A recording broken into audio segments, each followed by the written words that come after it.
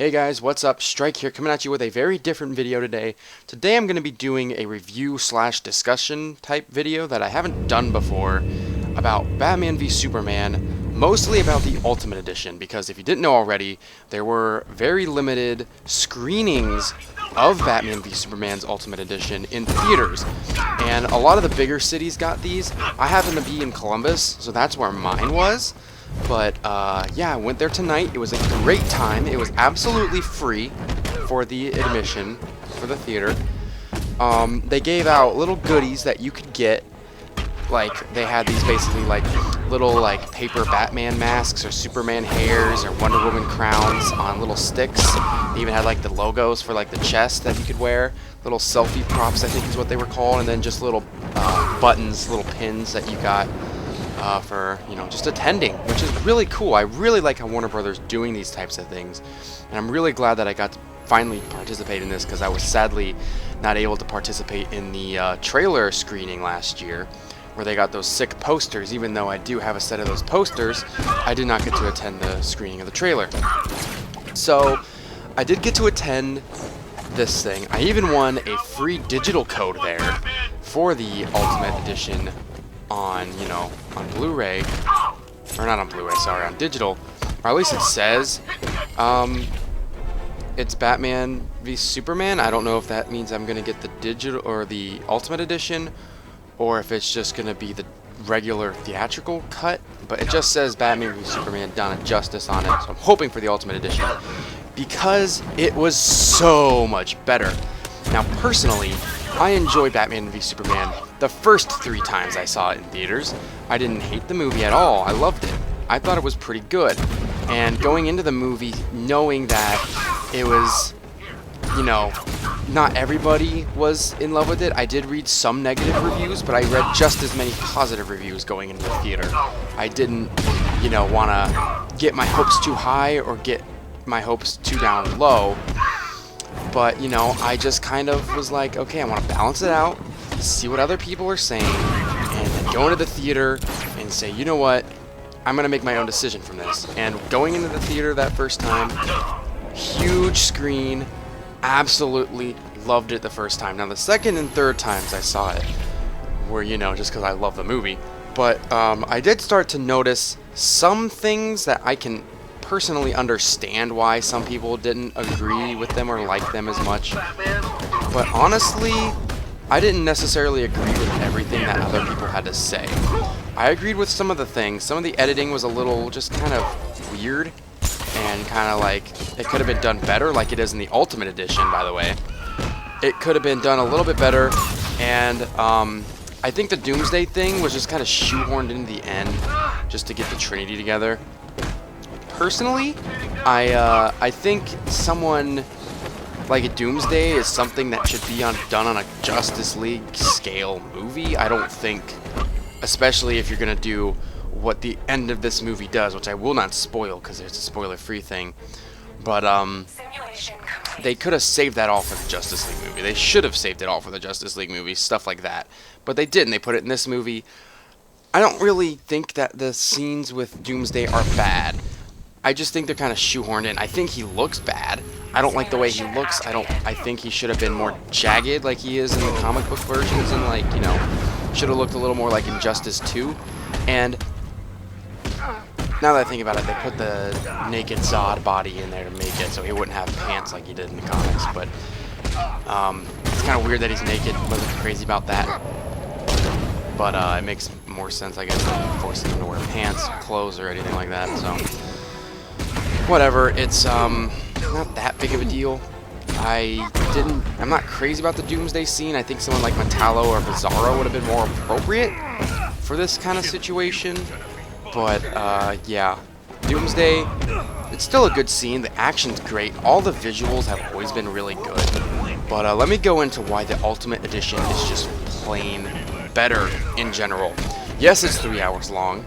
Is it worth it? Yes, it is. The Dark Knight Returns animated film is the deluxe edition of that is a full 3 hours long.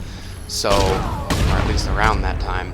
So, it's definitely worth it. I really liked every scene that they added. I did go to the bathroom at one point, so I did miss one scene with the I think they were in Africa in the beginning of the movie. I think it was an African girl who like was the one who was in front of like that hearing saying like people in the villages heard a crack in the sky and all that stuff.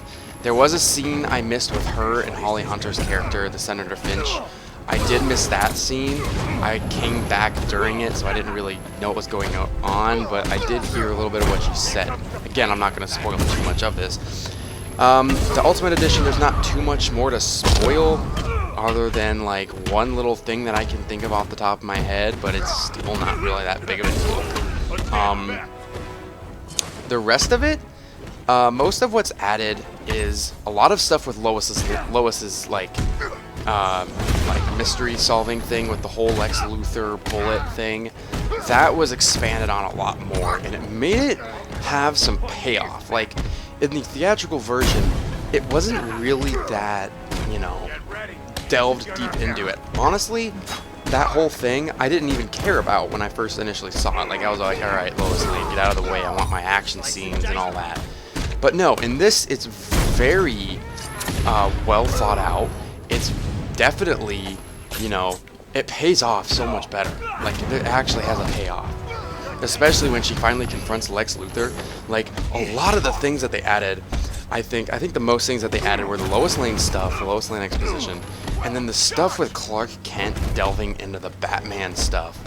Because Superman, you know, is accused of killing all those people in Africa, which, by the way, they explain what was going on with that and why he was blamed, which is really good. I don't know why some of these things were taken out of the movie, but they were, which just kind of bugs me, but whatever. They go more into that, so when Superman is kind of like investigating Batman and how he's responsible for branding all these people and sending them to prison where they get killed, which, you know, that was explained in the original movie. That was, you know, the motive for Superman, but it was cut so short. In this version, he is like digging into this and probably thinking something along the lines of like, everyone thinks I killed all those people in Africa, but no one's sitting here, well, okay, people are sitting there complaining about Batman getting people killed, but like, why is everyone after me if this guy is, you know, doing all this? I think that's kind of like the mindset that he has, so that's why he starts to get angry with Batman, and that's why he goes after him during the Do You Bleed scene.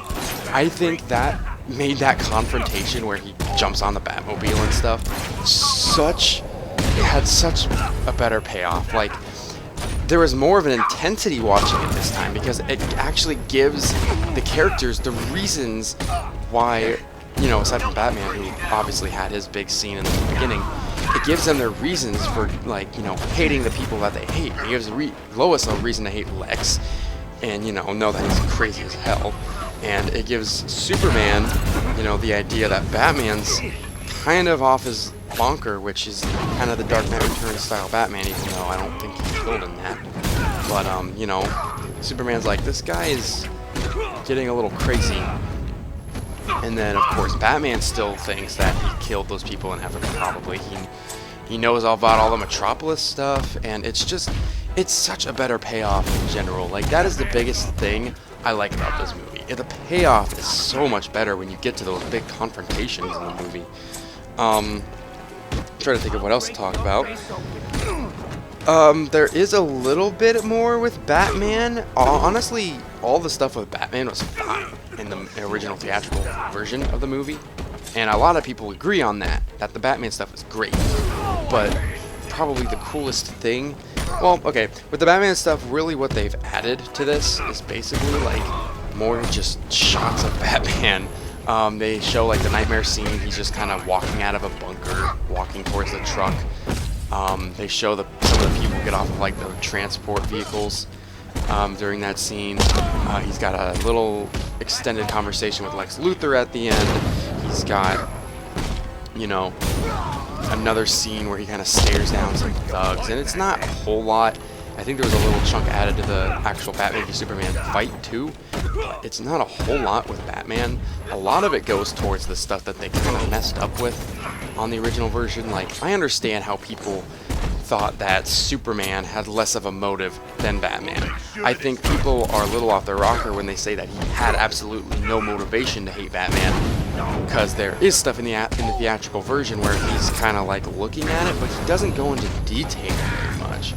In this, he talks to people in Gotham, or people who are affected by what Batman does to the criminals, and he gets to the bottom of it like a reporter as Clark Kent, which I really like.